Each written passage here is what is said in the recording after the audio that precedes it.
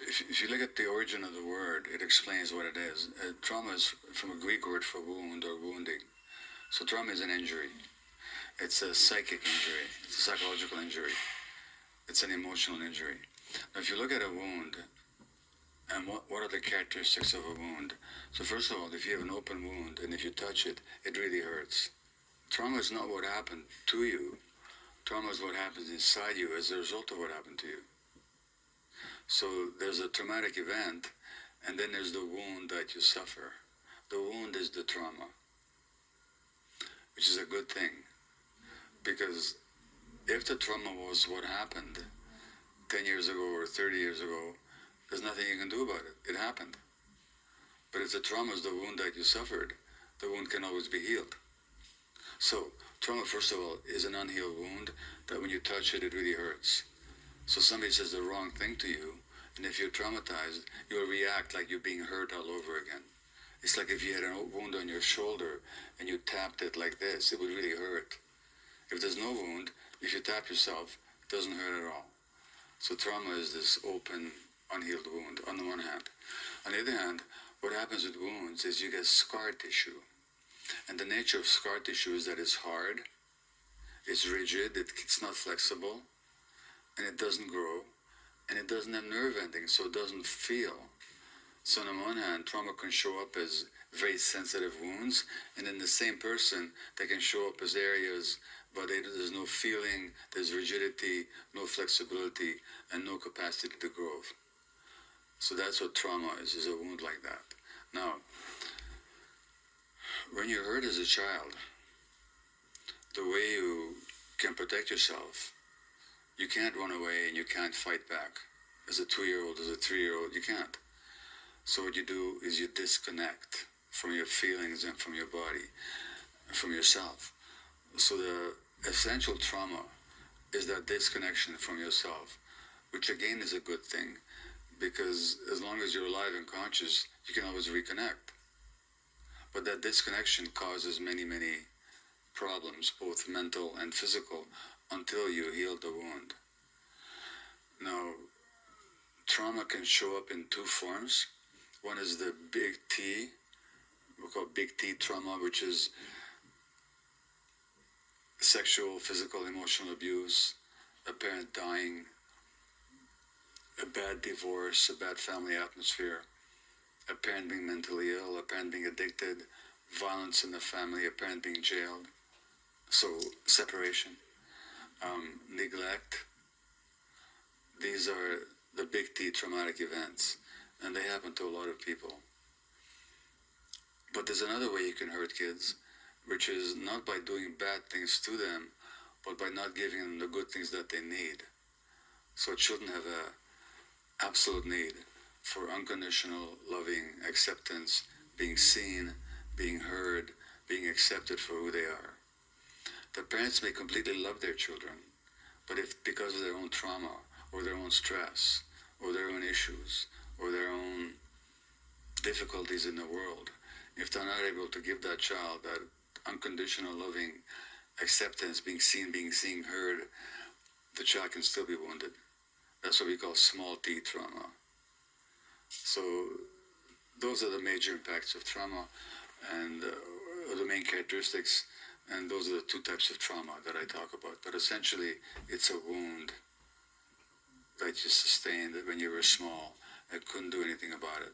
I passed my trauma on to my kids. So that one of my traumas, as a result of what happened to me as an infant, is that I didn't believe that I was lovable. So then I had to go and prove to myself that I was lovable and people would love me. So I became a doctor, and I'm always accepting more patients. It doesn't matter how busy I was available day or night, stressing myself. Meanwhile, I have young children. It doesn't matter if I feel love for them, which I did, but if I'm not there, or if I'm too tired when I'm with them to give them the attention they need, what's the message they get? They get the message that they're not lovable.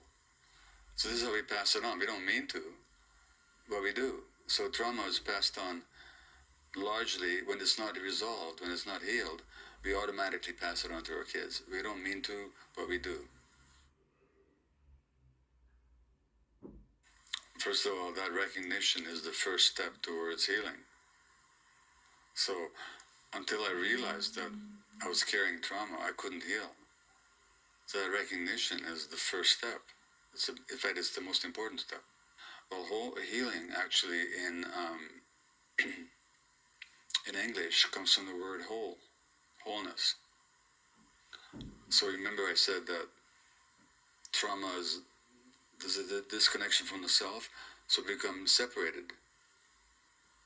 So healing is becoming whole again, where we're not disconnected from our body, where we're not disconnected from our emotions. That's the healing process, so that's the healing outcome. How do we get there? Well, it's work. There's a lot of different ways. I could name some of them, but there's a lot of different methods, different approaches, some of them psychological, some of them working just with the body, some of them involve some spiritual work, but it all has to do with coming towards wholeness. And sometimes, if I may add, when people suffer a crisis, or they suffer an illness, or they go through a bad divorce, or they find themselves dissatisfied with their work, then they start asking themselves, well, how did this happen? And that question is the most important question. In other words, not why did this happen to me, but what is it in me that may have helped this to happen? So the healing does begin with taking some responsibility. Not guilt, but responsibility.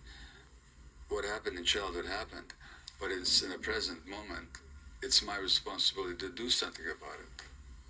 So I would say it's asking the question, and then secondly, taking responsibility for the healing. Those are the most important first two steps.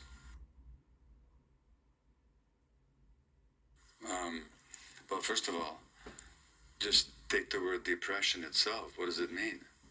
So in English, at least, to depress something means to push it down. So what is it that gets pushed down in depression? If you ask anybody who's depressed, it's not a feeling. Depression is not a feeling. It's a state of mind.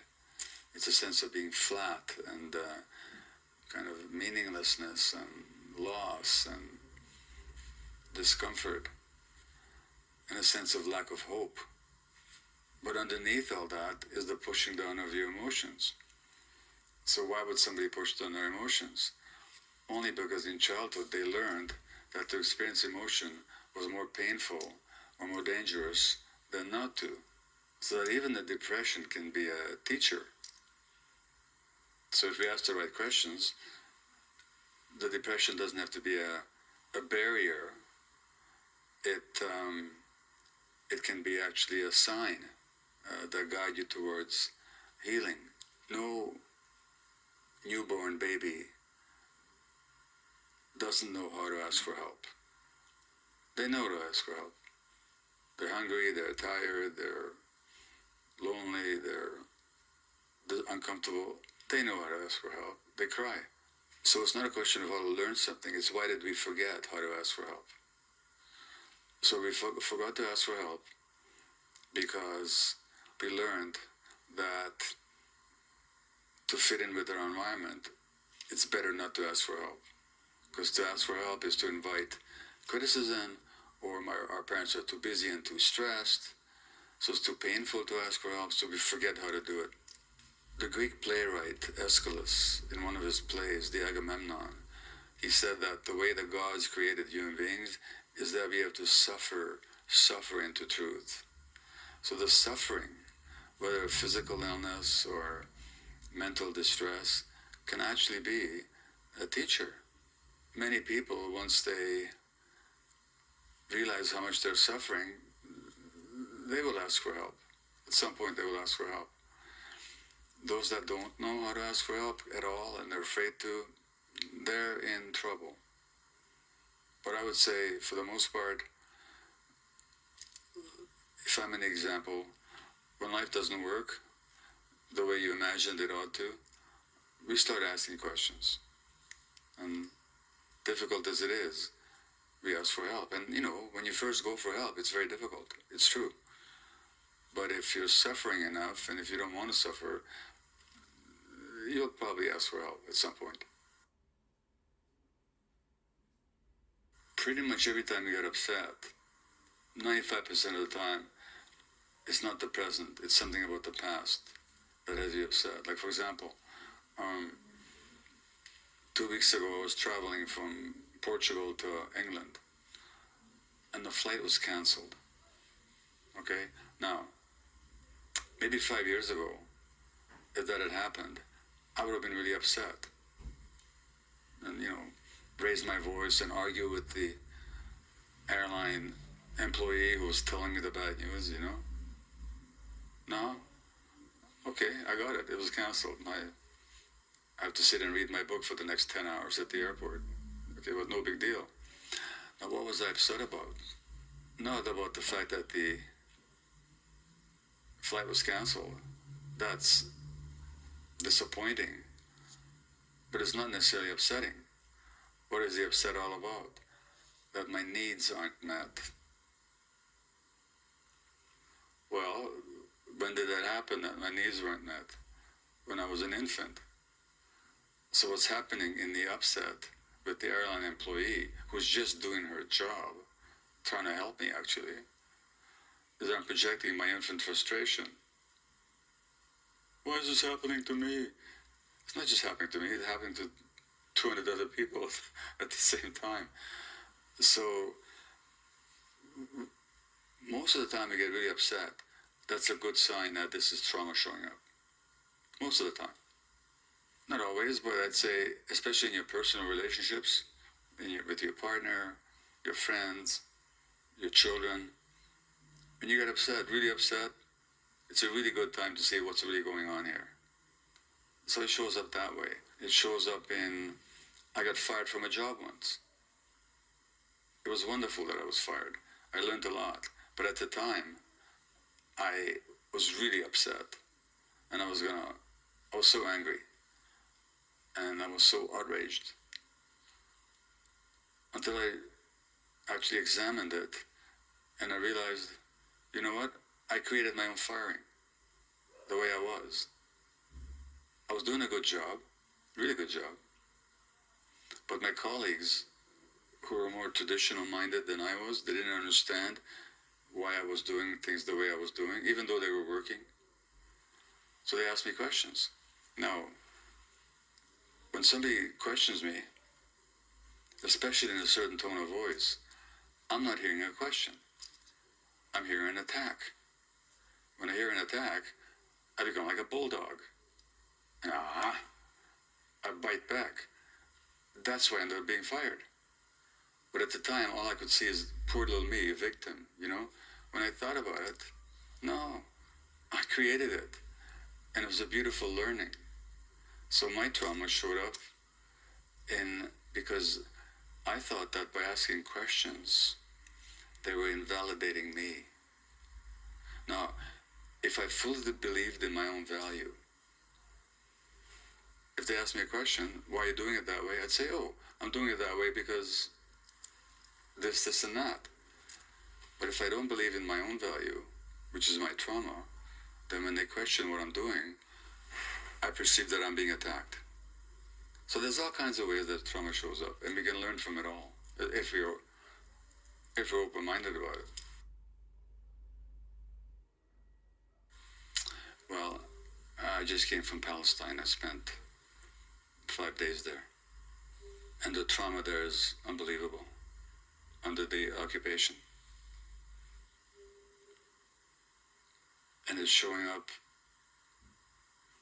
in a sense of helplessness, in a sense of hateful rage,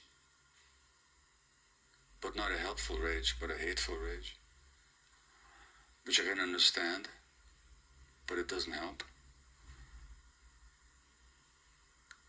It's showing up in people turn on each other sometimes to take out their frustrations. in Israel, it shows up that this terrible thing happens to us Jews, and we'll never let anybody do that to us again, and we're going to be the strongest, and we're going to be the one who has all the guns. So it shows up in the oppression of another people. So it can show up both in the perpetrator, and it can show up in the people who are suffering it. And in both cases, there's collective trauma. I'm not making them equal, by the way. They're not equal. But it's showing up in both. And in Israel, it's also showing up in, we're not even going to look at what we're doing. We're not even going to question it. And the people who are questioning it are seen as traitors. So Trump shows up in politics. This is, by the way, not unique to Israel. Shows up in Canada. In Canada, our indigenous people, the native people, they suffer a lot. They have a lot of illness, suicide, addictions, sexual abuse of children. They never used to have those things. Never, ever. Until colonialism happened. And there was a deliberate attempt to destroy their families. Their children were abducted, sent to residential schools, run mostly by the church, where they were abused physically, sexually, and emotionally, and culturally. The result is the transgenerational passage of trauma. So in Canada, Indigenous people make up 5% of the population, 30% of the jail population. And 5% of the population, 50% of women in jail in my country are Indigenous people. That's a sign of collective trauma.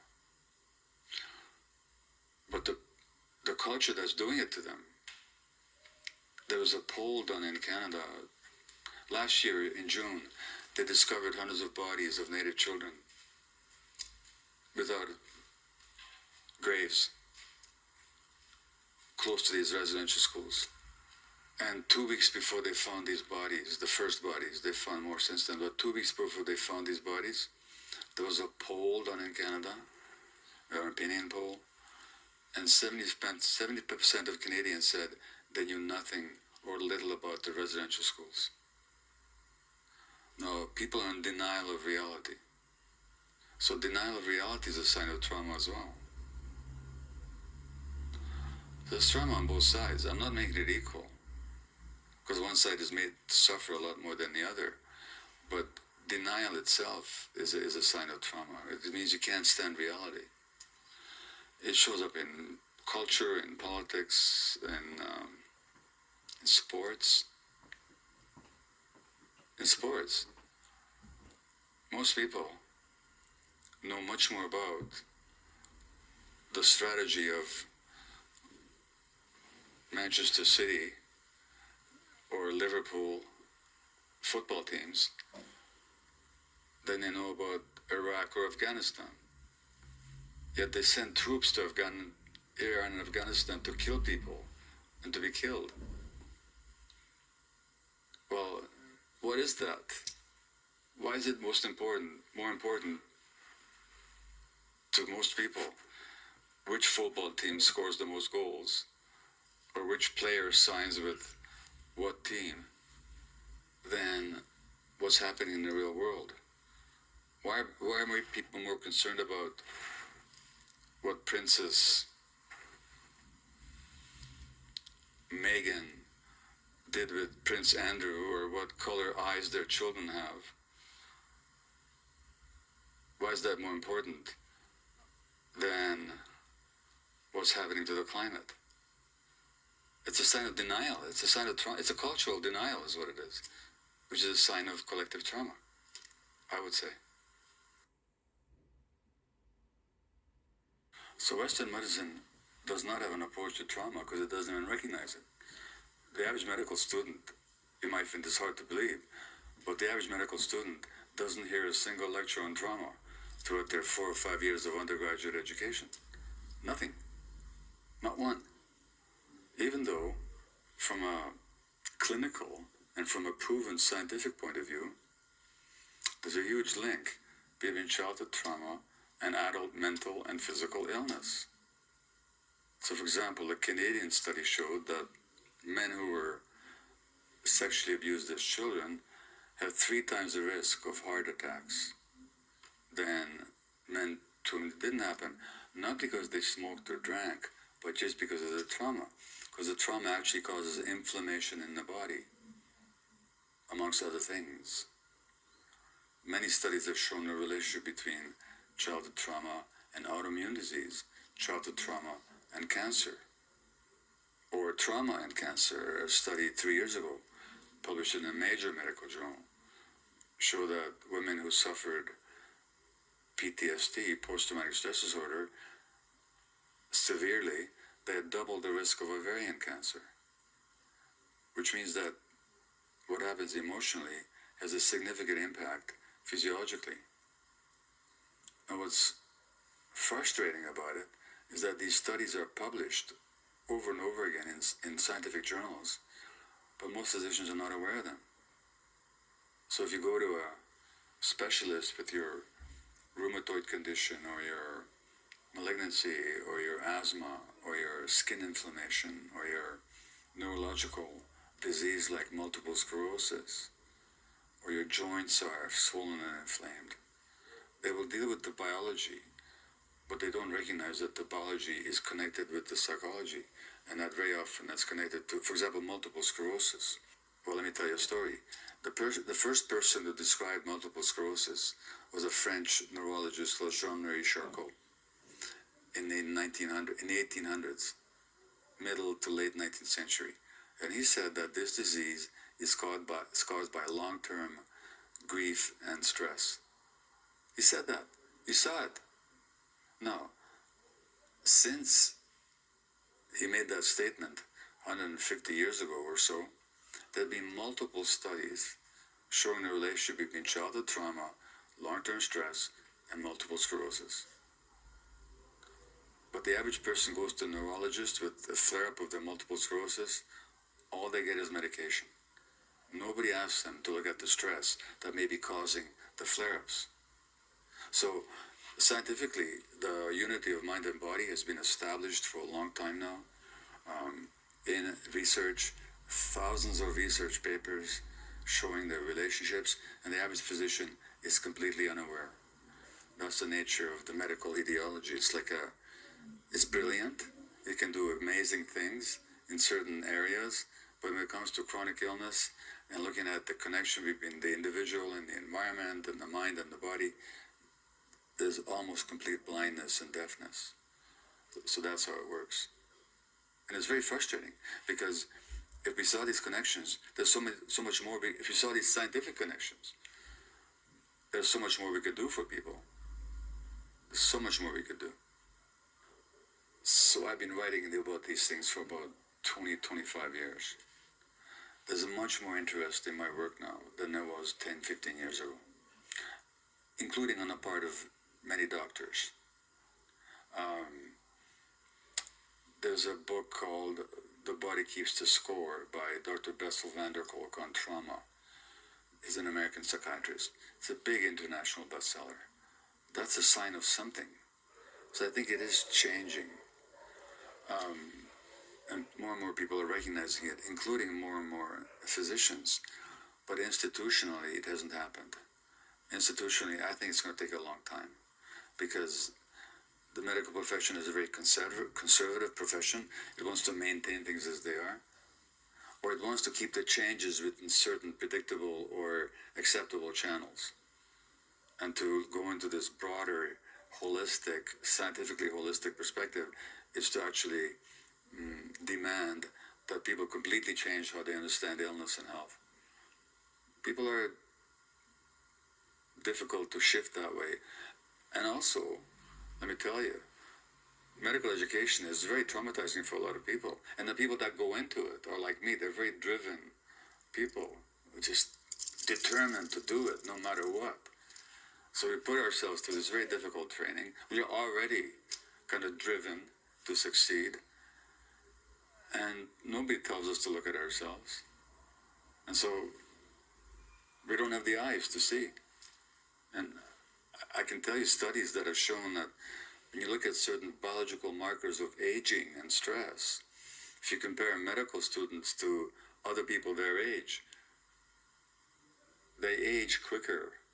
Their chromosomes suffer damage more than other people their age as a result of medical training. So these are the people that I can understand that. I've been like that myself. So there's lots of there's one more thing. You know, we're talking in Basel right now. Isn't this where Hofmann La Roche is based, the pharmaceutical company? Well, much of the research that reaches the eyes of doctors is funded by who? The people that make a profit. Who makes a profit? The people that sell pills, the pharmaceutical companies. Now, there's no profit. There's no pill for trauma. There's no pill for self-examination, for self-inquiry. But you can sell a lot of pills by dealing with symptoms. So the research is mostly funded by people who profit from not looking at the deeper issues. And that's the information that a lot of doctors read. So there's all kinds of strong reasons why, as a profession, physicians are unaware. Now, there are individuals, many individuals in the medical professions who, like me, they start asking questions and they start seeing things that they were not told about in medical school. But as an institution, it's a very conservative and resistant and defended profession. In the medical model, I'm the doctor, I'm the expert, and I'm going to fix you. So I have all the power. But healing happens inside a person. So healing is a capacity of all organisms, plants, animals, human beings. It's an innate quality of the organism. I can help the healing, but the healing has to happen within the person, which means that the individual needs to take agency, what I call agency, needs to take responsibility and power over the decisions. Whether they accept medical treatment, whether they don't, they're the ones that need to decide consciously, not passively, but actively. There's great medical treatments around, but don't receive them passively. Choose them actively. Consider everything. And a lot of doctors actually are threatened, or they perceive themselves as threatened, when the patient starts asking questions. You talk to a lot of people who go to doctors.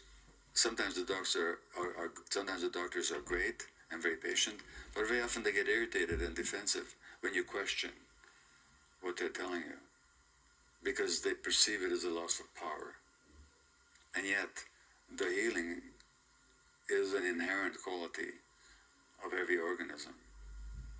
So people who are suffering with any condition, whether it's mental health or physical health, or just dysfunction in their personal lives, if they recognize that they have the power, and if the healers can help people recognize that they have the power, that's great.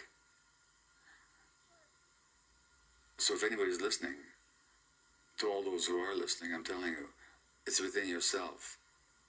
You can ask for help and receive all the help that you think is necessary. That's great. But don't give up the power. It's yours. Well, the Buddha said it best. He said that when we know the cause of our suffering, that's a big step towards healing already. Those aren't the exact words he used, but I forget the exact words, but that was the meaning. Healing has to begin with asking the right questions and looking at, well, for example, people with multiple sclerosis or rheumatoid arthritis, they have trouble saying no. Typically, they have trouble saying no. They're more concerned about pleasing people and being nice. And that's very stressful. Suppressing your anger so you're always very nice and smiling and always looking after other people, thinking about other people's needs and not your own. That's very stressful. No wonder it leads to flare-ups of illness. But nobody's born like that. They were programmed. Something happened in childhood. but they learned that to survive, that's how they had to behave. Now, it's important to recognize that this niceness and this being kind to others but not being kind to myself, that's not who I am. That's just a mechanism that I adopted to survive my childhood. But I'm not a child anymore. I don't have to behave like that. I can learn to behave differently. But if you understand the source, that okay, it wasn't my fault. That's how I adapted to my childhood, to my childhood circumstances. Well, that's a big step towards healing. So the trauma work is important. It's also important because, as I tried to say earlier, trauma is not about the past. It's not what happened the way back then. It's about the wound that I'm carrying now. So I have to look at, and we've talked about this already, how that trauma is showing up right now in my life. So if I'm married, like for example, autoimmune disease, rheumatoid arthritis, multiple sclerosis, colitis, Crohn's disease, fibromyalgia, chronic fatigue syndrome. I could go on. You know who it happens to mostly? Happens to women. 80% of autoimmune disease happens to women. Why? Because in this culture, women are programmed to be very nice and not to be angry and to accept the burden of other people's stresses and to look after their partners and everybody else's emotional needs while ignoring their own. So there's this big mystery. Why does most autoimmune disease happen to women? It's no mystery. It's because when you do play that role unconsciously, you're taking a lot of stress. And that stress will impose itself on your body. And that's why you got all this autoimmune disease. So looking at that personal but also collective trauma is essential for healing. So that's why it's important to do the trauma work. Not because you want to feel better in some abstract way, but because by looking at the reality, you're actually helping to heal yourself. Now, there's an assumption in that question, which is that you need the permission of the environment to be authentic. Well, that was true when you were 4 years old. It's not, is it still true? So even if you frame the question that way, you're already setting yourself up for failure because you're giving the power to the environment. The environment may not like it. You might have to find a new environment. But it's not a question of the environment having the right or the power to not to let you. So when you ask the question that way, you're already giving up your power to somebody else.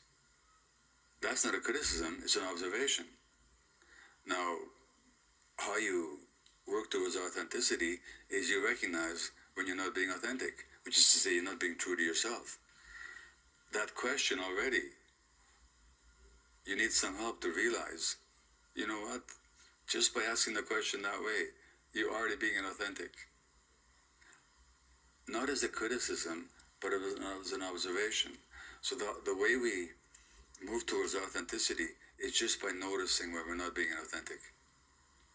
And sometimes you need help for that. The person asking the question is asking a very genuine question, but she's not realizing that the question itself is inauthentic because she's giving up her power. Now, if she thought, in 2 minutes I could show that to her. So she may need help to recognize, but the question is not how do I become authentic, but how does my inauthenticity show up? The more you recognize it, the more you'll drop it. That's how it works. There's an exercise you can do, which is ask yourself, where didn't I say no this week? Once a week you sit down, pen, paper. Where this week did I not say no? Where there's a no that I wanted to say or that wanted to be said but I didn't say it? Oh, when my friend asked me to go for coffee and I was already tired and I didn't feel like it, but I didn't say no. My partner wanted to sleep with me and I didn't feel like it, but I didn't say no because I didn't want to displease them. My boss asked me to take home work for the weekend, but I wanted to spend time with my children, and I didn't say no. My parents asked me to solve some problem that they were having, and I didn't feel like it, but I couldn't say no. I didn't say no. So write down, where this week was there a no that wanted to be said, but I didn't say it. Just write it down. Not judging it, I should have said no. No, just observing it. Where didn't I say no? Secondly, what was the impact on me? That's the second question. What was the impact on me of not saying no? Well, the impact was that I became tired, I became irritated, I lost sleep, I became resentful, I had aching in my back, I had dry mouth, I had muscle tension in my body, I had a stomach ache. That's the impact. Write it down. Third, what was the belief behind my inability to say no? Oh, what's the belief? What's the unconscious belief? If I say no, I'm a bad person. If I say no, I'll feel guilty. If I say no, I'm being selfish. If I say no, they won't love me. Write it down. Those are the beliefs. Not critically, but just as a matter of compassionate inquiry, compassionate observation, which is my method of therapy. Is called compassionate inquiry. Just compassionately ask yourself these things.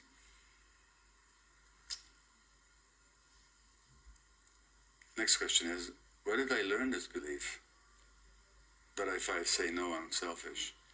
That if I have my needs, I should feel guilty. That if I act on my needs, I'm a bad person. Where did I learn that? Well, the way you learned it is when you were a small kid. That's the next question. The next question is, and you write all these things down. You do it once a week. You take 20 minutes once a week. That's all I'm asking. 20 minutes a week. Are you worth 20 minutes a week? And if you're not worth 20 minutes a week, I'm too busy. Then what are you saying about yourself? You're saying you don't deserve your own attention. Where did you learn that? The next question is, who would I be without that belief? If I didn't believe that if I say no, I'm a bad person, who would you be? If you didn't believe that if I say no, I should feel guilty, if I didn't believe that if I say no, I'm not lovable, who would you be? I'm not going to give you the answer. You ask yourself the question, the answer will come. And then the final question is, where am I not saying yes? Where is there something that I want to do, that I'm passionate about, but because I'm too busy not saying no, because I'm taking on all this stress, I don't have time and energy to say yes to what I really want. Whether that's artistic self-expression, or dance, or drumming, or music, or nature, or love, or gardening, I don't care. Where am I not saying yes? So there's a yes that wants to be said, but I'm not saying it. So that's one little exercise you could do. 20 minutes a week, you do it once a week, I promise you, you'll start recognizing your inauthenticity, and you're going to automatically move towards authenticity.